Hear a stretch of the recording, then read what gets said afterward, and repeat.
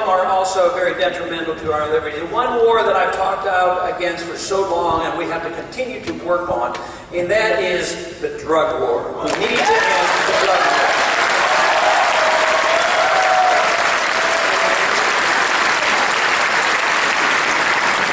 Isn't it amazing that we accept the idea that you have a perfectly good right to deal with your own salvation and what you believe in religious matters? You're also generally allowed to read the literature and intellectual literature and the right of the free press.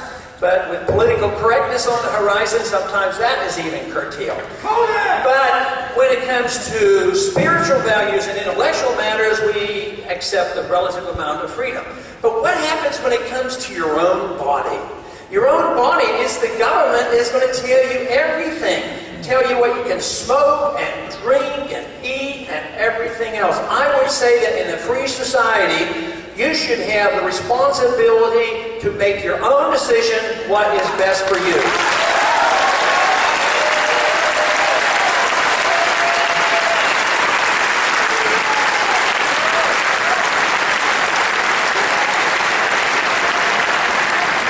But if you make mistakes, you can't crawl to your government and go to your neighbor to get bailed out.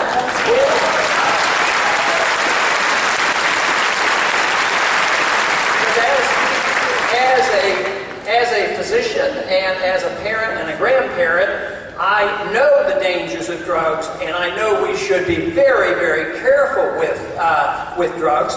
But also as a physician, I know that there's more people abused and more people die by prescription drugs than they do by the illegal drugs.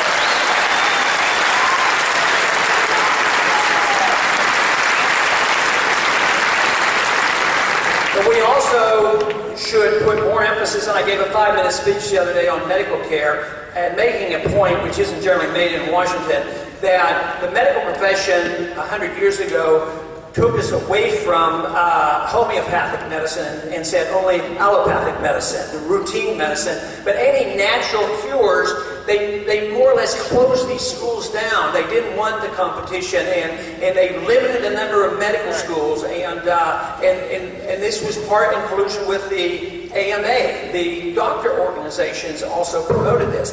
But what we're doing now is it's getting so that they intimidate you if you want to look for natural causes. I have introduced a bill which I thought at the time wasn't very much, but all of a sudden I found out that people cared about this. You know, there are restraints in allowing people to drink raw milk. And I think if you want to drink raw milk, you ought to have the right to drink raw milk.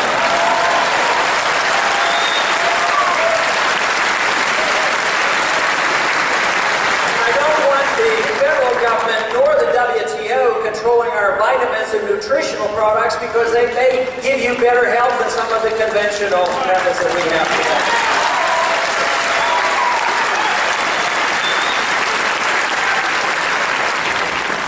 You know, I have a little bumper sticker in my office. You may have seen it on the internet. It sort of summarizes the philosophy.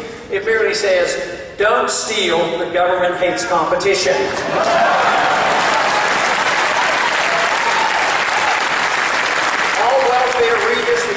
Done by theft, and yet the side that argues the case gets the moral high ground, and that's where we have to stop. We have to learn to understand how the market works and why freedom is so valuable to us, and that it is the only humanitarian system that we should argue for, because it was the free market and freedom and industrial revolution that actually was able to eliminate famine and poverty. And yet we are losing the argument. Conservatives and libertarians do not give a good case and say that if you truly care about your fellow man, what you ought to do is promote liberty and limited government, and more people will be taken care of better than any other way.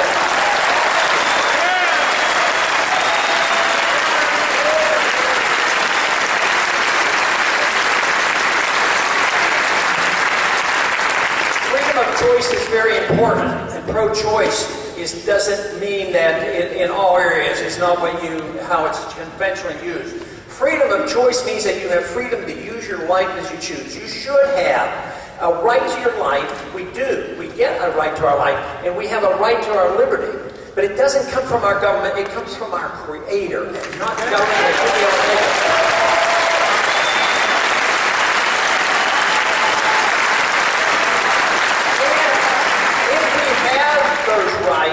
right to life and right to liberty.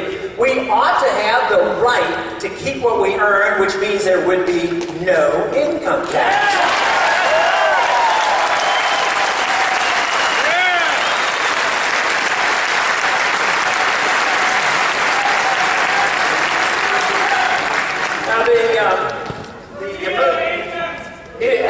H.L. Bachmann said that, and maybe there are some of you in this crowd, he said the most dangerous person in the world is the individual who thinks things out for himself.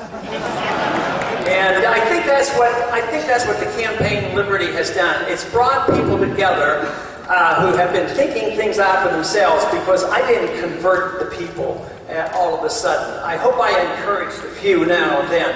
But I think there has been a remnant. There has not just been the college kids and the young kids. There's been a remnant of people that knew about this, just searching and waiting to hear something because they wanted to come together, and we had an excuse for it to come together. But now, not only do we come together and have a good time and we're energized, but we also are coming together because we can see that if we continue this, we can change the whole nature of this country.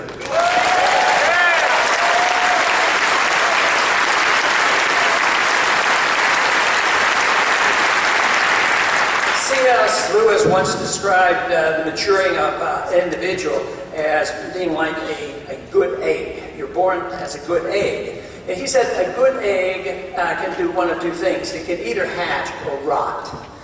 And he was using that as an analogy for each and every one of us as individuals to make sure our lives are worthwhile. But that's the way, I thought there might be a way of making an analogy to the freedom movement. The freedom movement has been around a long time. It's been asleep for a long time, and was certainly asleep in the 30s and the 40s and the 50s, but it's always been there. And I guess if we allow it to, the good egg of the ideas of liberty could rot. But I don't believe that's happening. I think what we're witnessing today is the hatching of this good egg and the understanding of what liberty is all about and what America has been all about.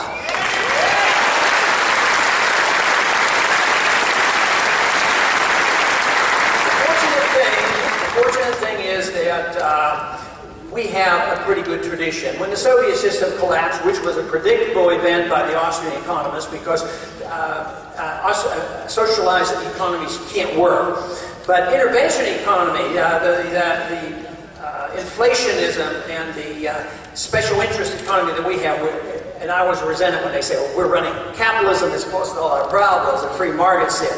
So this is going to come to an end, but I think that we have a much better chance because our traditions have been better. At least we understood at one time what property rights really meant. I don't think we have much respect for property rights. If you own any land, have you ever noticed that you can't even use it without asking a lot of people what you can do, from local government all the way up to the federal government, to decide what you can do or can't do. Private property ownership is very important. So if we have a major crisis, which I anticipate will come, at least we ought to know what we believe in. We have to believe that we can restart this whole program in a much better way. But I believe the crisis will come because we're going to have a dollar crisis. When the dollar fails, that means the government checks bounce. And when the checks bounce, there will be very little reason for people to be dedicated and worrying too much about the federal government. It will be almost like de facto secession because there will be no way they can control what we're doing.